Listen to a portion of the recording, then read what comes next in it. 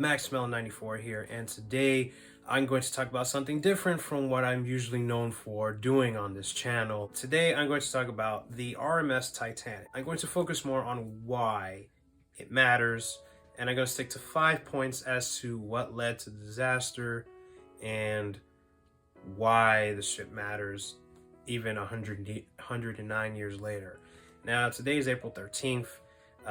Right now, as of this calendar date, it would have been still sailing at sea. This is the day before it would hit the iceberg, and so today was its last full day of, I would say, smooth sailing, or at least second to last full day of smooth sailing. Tomorrow will be the last day.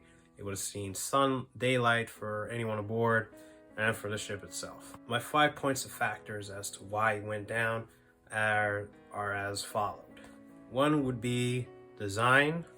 2 would be poor communication. 3 would be environmental. 4th would be arrogance. So I think it's actually 4. So it's really actually 4 points now that I think about it, not 5. So my mistake there. Number 1, design. Now, overall, the ship was well built. It was not built poorly in any sense of the word. Not to say that it's not to be admired for its craftsmanship. It is well built in terms of being able to be reliable for a lengthy amount of time had the disaster not happened. We have seen it with its sister ship, Olympic, which was the ship built right before it. Titanic was one of 3 ships that were meant to be built by the White Star Line. All 3, of course, get built, but 2 of them see the fate of sinking, and only 1 of them survives. An entire career that spanned at least 20 to 25 years. 1911 to about 1936. Now onto the ship that never saw past its first trip.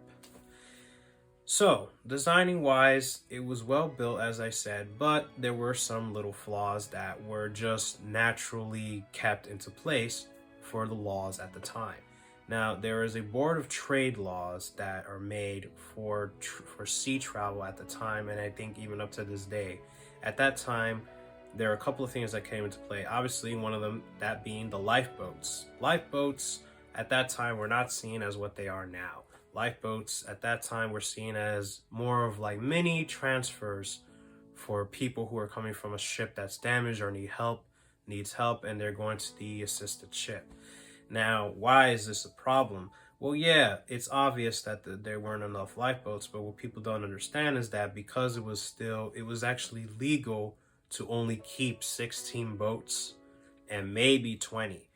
Titanic actually broke rules by having 20 boats. They had 16 regular boats, 2 collapsible boats. They had 2 extra boats that were hanging off the sides of the ship. Now, see here, you could see the 4 in one row that you see here, and the 4 on the other side. This makes up 16. What you don't see, what the model can't carry, is that there would have been an extra one right here, as well as this side as well. So, and you have the 2 boats, the 2 collapsible boats in the front. They look like little white long ovals on the sides of the front funnel. So those were the boats that it carried. Now, because ships were a certain size up until this point, the laws for how many boats a ship can carry did not change, because the size of a ship never exceeded the amount of boats that were needed to carry everyone aboard. Well, unfortunately, now that big old Titanic, along with its sisters, show up, it got overlooked, at least initially.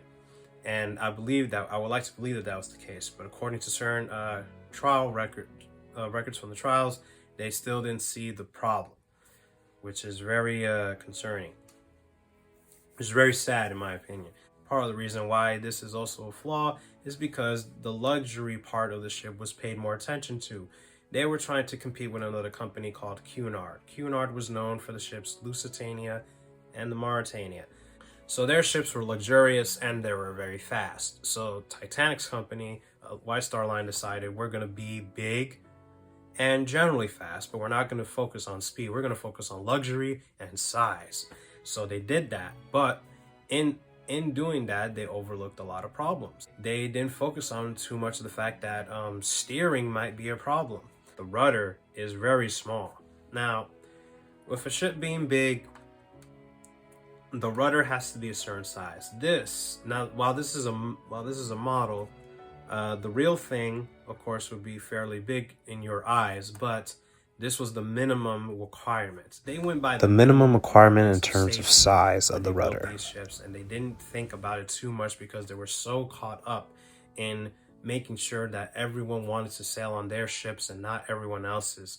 So they focused so much on appeal that they were certain that they just overlooked every safety measurement. They went with the minimum of every safety precaution that they did, and they didn't think about long-term repercussions, that including what ended up happening to the ship. The other problem was that the ship had something called compartments. Compartments are basically giant dividers in a ship. Think of the ice cube trays in your freezer. Each one has its own little section. The difference is, take that middle line between it, take that middle divider out, and that's the compartments you had on the ship. They had 16 of those, and they only went up to a certain height. So you probably think, oh, they go up all the way over here. No. Because if that were the case, you wouldn't be able to walk. You wouldn't be able to walk through here necessarily. Or you probably could. But they didn't go up to here. They didn't go up to this level. They only went up to half this height. They went up the full length up to this point, but after that, it just stayed around E deck, which is just about here, basically. So when it sank, too many of these compartments were filled with water, and they would spill over like ice cube trays, and then onto the next, and onto the next, and then they would just keep going down like this. And that was the big problem. Now, at that time, they thought this was amazing because not too many ships really had reliable compartments like that. They would just sink very fast. While this was still a flaw, this actually became a benefit in the disaster itself because it actually kept the ship alive for longer. One thing is that the ship lasted 2.5 hours before it went completely underwater, which is quite impressive. Thomas Andrews, the designer of the ship, or the head builder basically, came up with the calculation after the ship hit the iceberg that it only had an hour and a half to live based on the damage he saw and based on how much water he saw coming into the boiler rooms underwater. And he was off by apparently an hour and a half at least. So the ship lasted longer than he mathematically estimated, which is quite impressive. So it's even more kudos to how well they built it. That's one of the things that people still love about the ship, is because despite the disaster, it was so well built, and it was just because of just human mentality at the time. It's why it went down below, and it's a shame. But luckily, the Olympic stayed around. The second point was poor communication. Now, at this time, you didn't have talking phones, obviously. Phones were not a thing yet. What you had were called ham or telegraphic radios. Telegraphic radios basically were built with something called a Morse key, where you would send messages through what is called Morse code, that being messages sent in a signal that can be in sight or sound based on a rhythm that you do with your gestures or with sounds. So to give you an example of what they were sending back and forth. Now, everyone knows the stress called SOS. What SOS is in Morse code is this.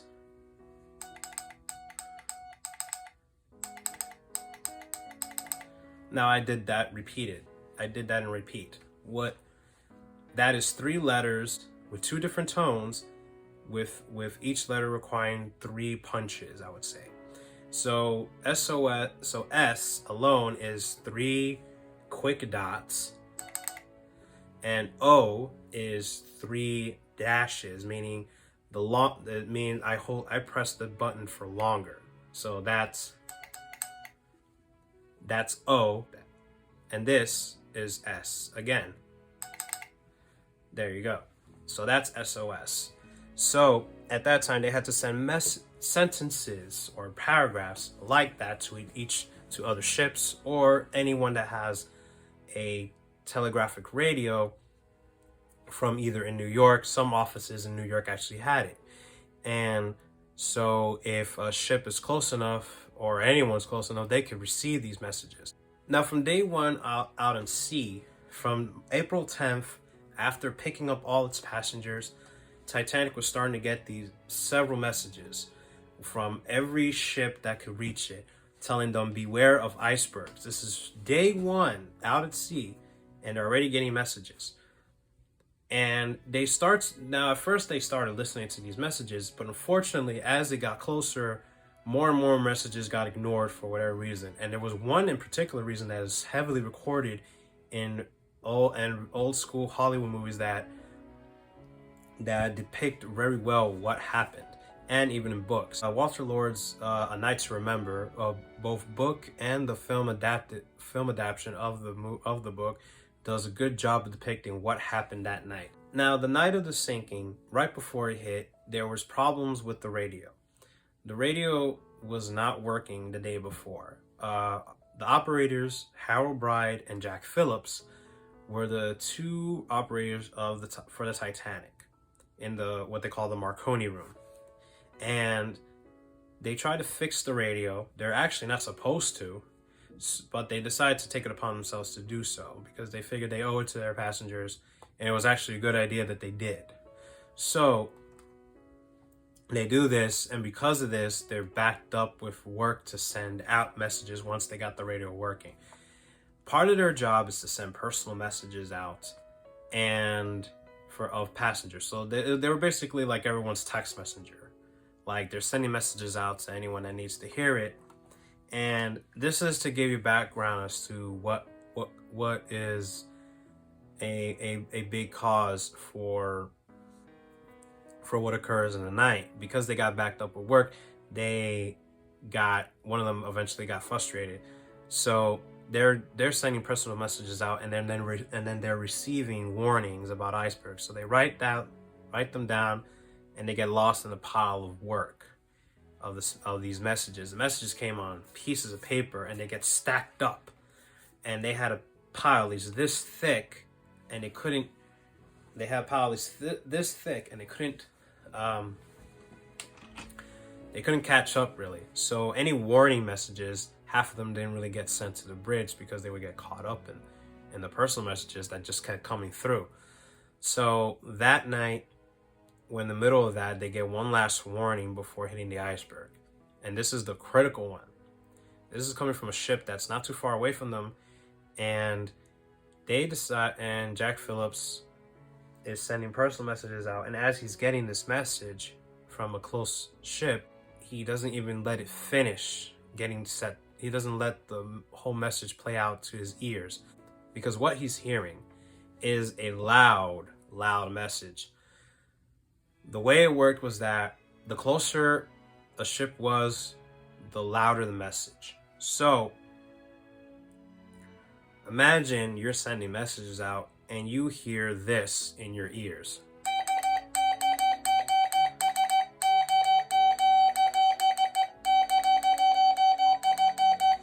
And that's a pressed on headset, and we all have those still, so we know how loud anything can be. So imagine hearing that in your ears. So he takes them off and sends back an angry message saying,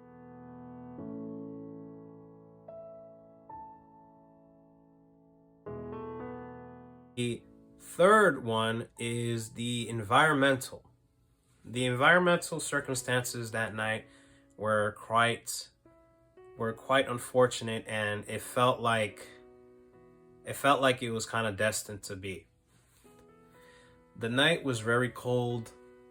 There was no moonlight, believe it or not.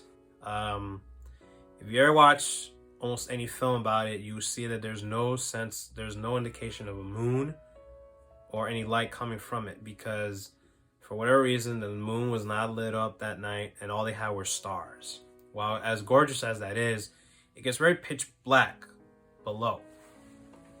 And all you have is the lights from these ships. And so they can't see anything. And then on top of that, the water is actually very flat. It's almost as still as water in the pool when no one's in it. And because of that, the water's not going to splash against any surface that's in it. So, for example, they were in an ice field. They were completely surrounded by ice. If the moonlight was there, they would have seen hundreds and hundreds of icebergs more easily. And other ships nearby were able to see them. The ship that had sent that last crucial message to Titanic, which was about an hour before hitting the iceberg, they were stuck in the ice field. So they were telling them, hey, listen, be careful, there's an ice field. That was the message they were basically trying to tell them. I don't remember the actual words, but they were basically trying to tell Titanic, hey, beware, we're stuck in an ice field. So beware of the giant ice field, because it would be too dangerous to drive through it. The captain of the ship called the Californian was actually trying to be careful. He stopped for the night, so he was stuck there in a way. Some argue that they could have done something, but based on what they described, it doesn't sound like anyone really could have helped if they were even if they were close, because if the ice field is really that dangerous for anyone in that area, it's best that they just stay put for the night and risk just going to their destination late. Titanic didn't do that. They stayed their course, going full speed, that being 22 knots, which is about 25 miles an hour. And it's quite fast for a ship, especially that size. So if any immediate danger shows up, you're not going to be able to catch it in time. In the film, they depict the whole thing taking about a minute and a half. Of course, it's a film, so they're trying to show everything. But in reality, they only had maybe 30 to maybe 40 seconds before hitting the iceberg. And each step that you see play out in the film where they're trying to not hit the iceberg, it takes quite a bit of time. The telegraphs that you see them ringing back and forth take a while. So you're not gonna, by the time that message gets to the engine room, you're losing a few seconds. So they didn't really get a chance to really reverse the engines. So because they couldn't see anything, they didn't have enough time to actually do much about it other than steer the ship away, which, because it's going so fast, you're not gonna turn in time. And because the rudder is small, that's not gonna happen. So the fourth and final reason is human arrogance. Now, the arrogance, when you read about it, when you learn about their mindset at the time, it always sounds like they were under a spell of some kind. And I think it had something to do with the fact that this was a time period where they were where every inventor and every builder, anyone creating anything big, large, and powerful, got so caught up in what they were doing that they didn't think that they quickly risk forgetting about the idea of God, and that anything man-made can be destroyed. And people will always look back at history as that being the main culprit. It will always be human arrogance. Kind of ties into everything else, because they got caught up in the luxury rather than safety, because they decided to ignore crucial messages and get caught up in their own immediate emotions about what they're dealing with at the time. It was still part of the Gilded Age, which is where factories were getting built, new electronic powered, not electronic powered, but electrical products were being made. Everything was still powered by steam, but it fueled electricity. Electricity was coming into play, a lot of technical advances. Wireless radio was becoming a thing, hence the radio that Titanic was using. And so, all these things were coming at once, and technology was becoming so much more technology was getting so worshipped that people kind of got caught up in their own, basically in their head, got a big head over it. And it kind of led to the demise. And so this kind of plays a reminder of the fact that technology is not to be worshipped, but it is to be maintained with humility. Because we have seen before a million times that technology will always fail us. It can be reliable, but it can also fail us at times where we would need it, or when it starts to inconvenience us, basically. Nowadays, it inconveniences us and we're just too accustomed to it, which this reminds us, this is probably why, this is to me why Titanic is still a big topic today amongst films or amongst enthusiasts. Why is it still a big thing to anybody? Because of that, because this is the perfect example of what happens when you rely so much on technology that you forget that it's just an item, and that all you can do is seek God out, because he is going to be the only thing that kind of gets you through things. Because when this fails, all you have is faith. All you have is your spiritual relationships. So, you know, that's why this topic is important, because it plays into that factor. So that's my top. So that's my 4 points on Titanic. I apologize for saying 5. I thought it was that. I meant to say 4. I hope this was very educational for you guys, and I hope you guys enjoyed it.